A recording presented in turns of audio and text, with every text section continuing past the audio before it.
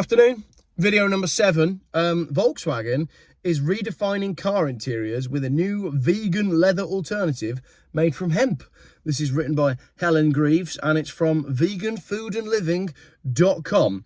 German automobile manufacturer Volkswagen is partnering with a startup Revoltech GmbH to create a vegan leather alternative made from 100% bio-based industrial hemp. The material, called Lover, L-O-V-R, Lover.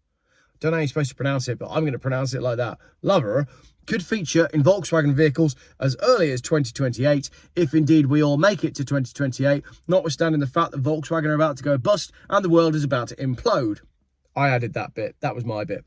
Volkswagen's collaboration with Revoltech aims to develop an innovative, biodegradable material that could replace traditional imitation leather. The Lover material, derived from the firm's local hemp industry residues, can be produced using existing industrial plants, making it scalable and ideal for mass production. Why aren't we doing this already? Hemp was like the wonder plant, wasn't it? Didn't Henry Ford at one point make a car with all hemp-derived plastic panels? And then he was told not to. He was told that we're going to kill you off if you make more stuff out of hemp, because that stuff's really good and we could use it for everything. But if you keep doing that, we'll lose money. So stop it, Henry Ford.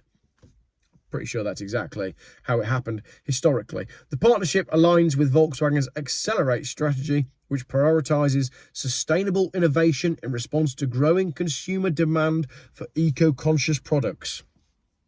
Growing consumer demand for eco-conscious products. To be honest, I think that was 2 years ago, but now we're all skint and we don't really care where stuff comes from. That seems to be the way.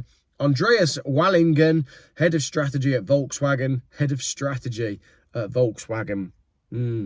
needs to have a word about the electric car thing, because that hasn't worked. The sustainable use of resources is a key pillar in our Accelerate strategy and is therefore firmly anchored in our mindset and our actions. He went on to explain the company's goal is to fuse customer wishes, sustainability requirements and corporate interests. Adding the cooperation between Revoltech and Volkswagen was a good example of the benefits that startups and established companies can gain from combining their strengths. So basically, the head of strategy of Volkswagen said the company's goal is to combine the wishes of the customer with sustainability and corporate interests, right? Corporate interests means selling stuff. Sustainability means building stuff that lasts. So why don't you give us a small, lightweight hatchback with a 1.6 petrol turbo engine that will make it to 150,000 miles on only basic maintenance without any of the complex digital stuff that modern cars have? That would fuse customer wishes, sustainability requirements and corporate interests, because they would sell. I am available if you would like to recruit me to be the assistant to the head of strategy at Volkswagen, and my invoice strategy will be based on my predictions of how much output I'm going to put out, not what I actually put out. That was a reference to the last video that I just posted, so you'll have to go and watch video number 6 to understand why I'm going to be invoicing Volkswagen like that. Lucas Furman, CEO of Revoltech, he's called Furman, and Lucas Furman is the CEO. Furman is the CEO of a company that is making alternative chair materials for cars. Fur. He called the material groundbreaking for sustainability in the automotive sector, highlighting its potential to revolutionise car design. Lover, an acronym for leather-free, oil-free, vegan and residue-based. Where did they get that from? Is Lover, L-O-V-R, leather-free, oil-free, vegan and residue-based. You'd have never guessed that, would you? It's produced from the byproducts of the hemp industry that would otherwise be wasted. Unlike many plastic-based textiles, it's fully recyclable or compostable once it's reached the end of its life. Jokes aside, I'm all down for this, right? All the stuff that we live and breathe, the clothes we wear, right? I think this is cotton, actually. I don't know what this is. But we wear far too much plastic. We have far too much plastic next to our skin. The plastic gives off microplastics as it breaks down, and then we breathe those in, and then we wonder why everybody's dying from cancer all of the time. I'm all up for products that are made out of naturally derived things that break down naturally, that don't harm the body when we inhale them or induce them or absorb them through our skin. This is not a bad idea. It really isn't. PETA urges car makers to adopt vegan interior. PETA, not Peter. The development of leather comes at a time when animal rights organisation PETA is calling on car manufacturers to move away from traditional leather and wool interiors. Oh, I'd like a wool interior. That would be good. Like, you know, the lamb's wool rugs that you get in like Daimlers and Jaguars and Bentleys. Early this year, PETA released findings from its study into vegan-friendly car interiors, highlighting the environmental harm caused by materials like leather and wool.